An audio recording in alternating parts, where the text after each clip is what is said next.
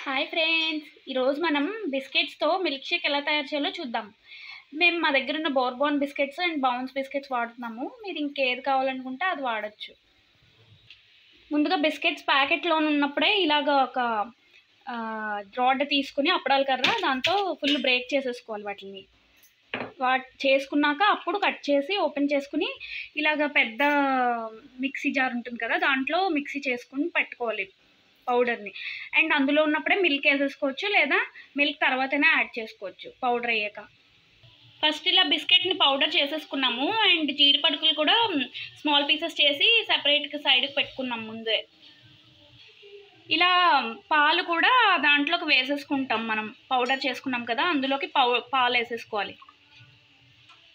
And sugar కావాలంటే కొంచెం sugar కూడా యాడ్ చేసుకోవచ్చు, స్వీటనింగ్ ఇంకా ఎక్కువ కావాలంటే. ఇలాగా చిక్కగా కావాలనుకుంటే ఈ కన్సిస్టెన్సీలో మీరు తీసేసుకోవచ్చు. లేదు అంటే కొంచెం వాటర్ వేసి ఇంకా యాడ్ చేసుకోవచ్చు షుగర్ వేసి. చూసారు కదా, అన్ని బిస్కెట్స్ ఇలా చేసేసుకోవాలి లిక్విడ్ లాగా. చేసుకుని కొంచెం వాటర్ యాడ్ చేసుకుంటే కొంచెం చిక్కదనం తగ్గుతుంది. తర్వాత ఇప్పుడు మనం తరుగు పెట్టుకున్న జీడిపప్పు పీసెస్ కూడా దీంట్లో యాడ్ చేసేసుకుంటాం. రా అయినా వేసుకోవచ్చు, లేదా కొంచెం రోస్టింగ్ చేసి వేసుకోవచ్చు. మేమైతే రా వేసేసుకుంటున్నాం. అంతే friends, bourbon milk shake ready.